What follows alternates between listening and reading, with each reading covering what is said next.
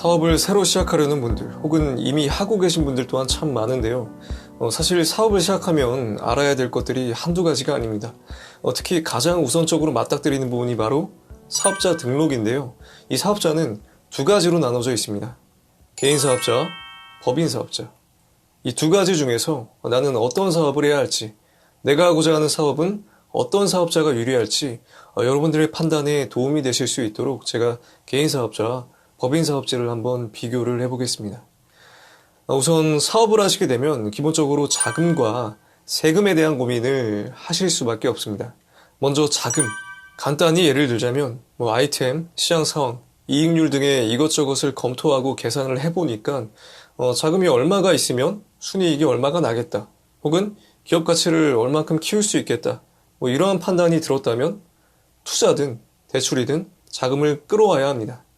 이때 개인사업자와 법인사업자는 이 자금을 끌어올 수 있는 능력에서 큰 차이를 나타내게 됩니다.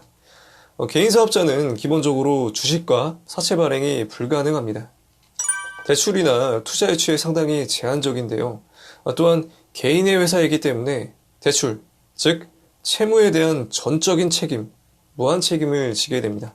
이와 반대로 법인사업자는 주식 발행과 회사채 발행이 기본적으로 가능합니다. 오늘은 주식회사를 가장 많이 하시기 때문에 주식회사 기준으로 말씀을 드리겠습니다. 향후에 인수합병을 한다던가 혹은 상장을 한다던가 이런 경우에도 요건만 충족하는 경우에 제한 없이 이런 것들이 가능하게 됩니다.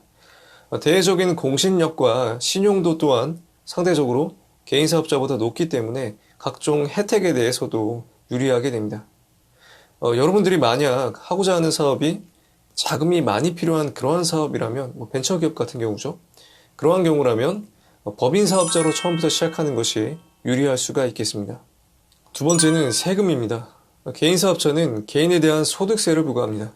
이와 다르게 법인사업자는 법인에 대한 법인소득세를 부과합니다. 일단 두 가지는 소득세율에서 차이를 보이는데요. 보시는 바와 같이 소득이 적을 때는 개인사업자가 유리합니다.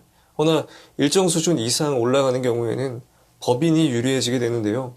이렇게 부담해야 되는 세금의 차이가 기업에 어떤 영향을 미치는지 이해할 필요가 있습니다. 과세표준, 쉽게 얘기해서 매출에서 비용을 뺀 금액이 10억이라면 법인세율은 20%, 개인사업자의 소득세율은 42% 구간에 해당되게 됩니다. 보시다시피 상당한 차이가 발생하게 되는데요.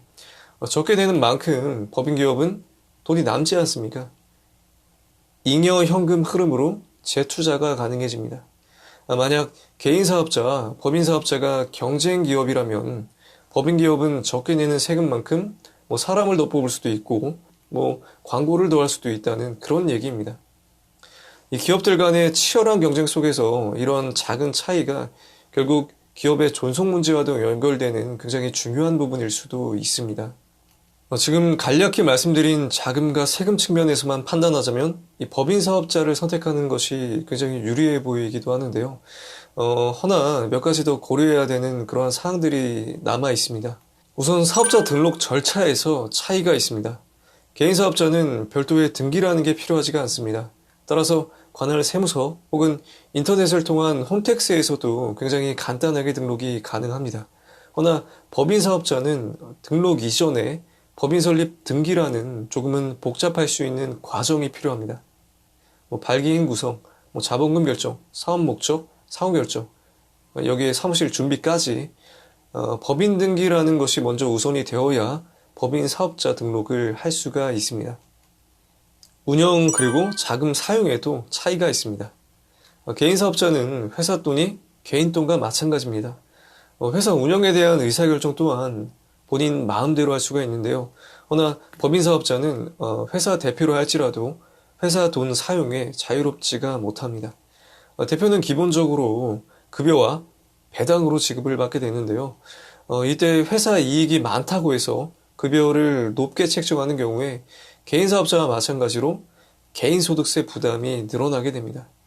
이 법인 소득세와 개인 소득세를 이중으로 내는 격이 될 수도 있는 건데요.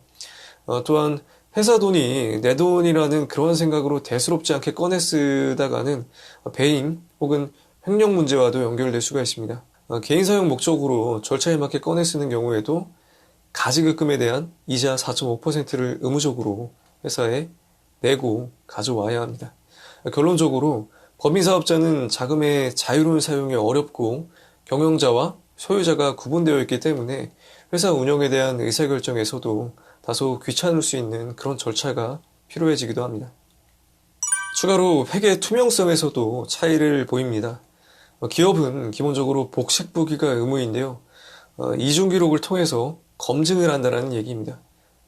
그런데 개인 사업자는 일정 수준까지는 복식부기가 아닌 간편장부 기록으로 세금 신고가 가능합니다.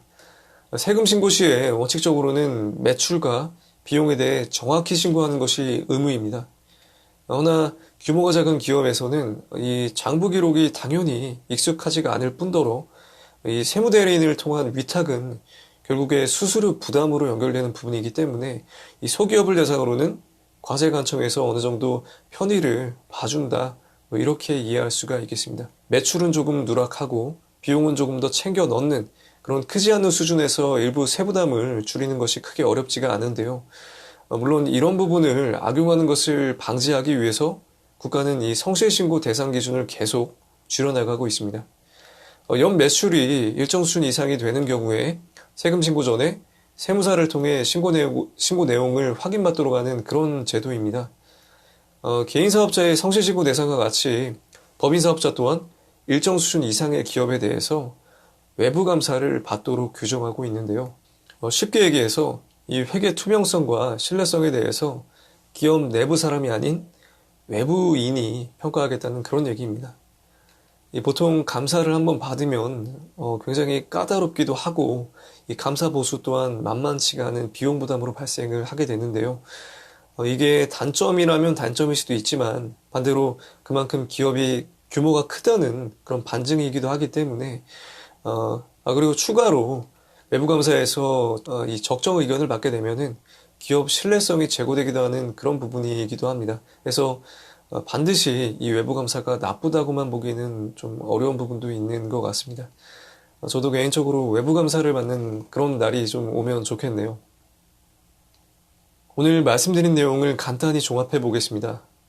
결론적으로 하고자 하는 사업이 자금이 많이 필요한 그런 벤처기업이라면 투자 유치가 용이하고 대외적 공신력이 유리한 법인 사업자로 시작을 하는 것이 유리하겠습니다.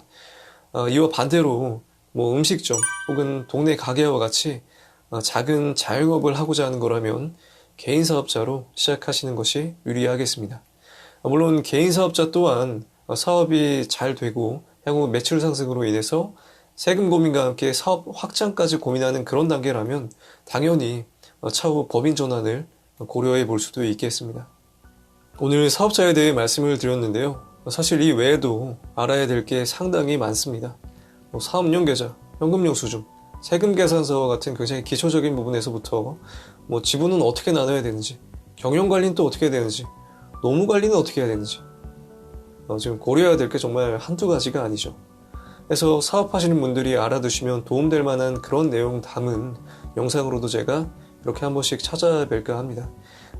오늘 영상은 여기서 마무리하고 다음 영상에서도 유익한 영상으로 찾아뵙겠습니다. 감사합니다.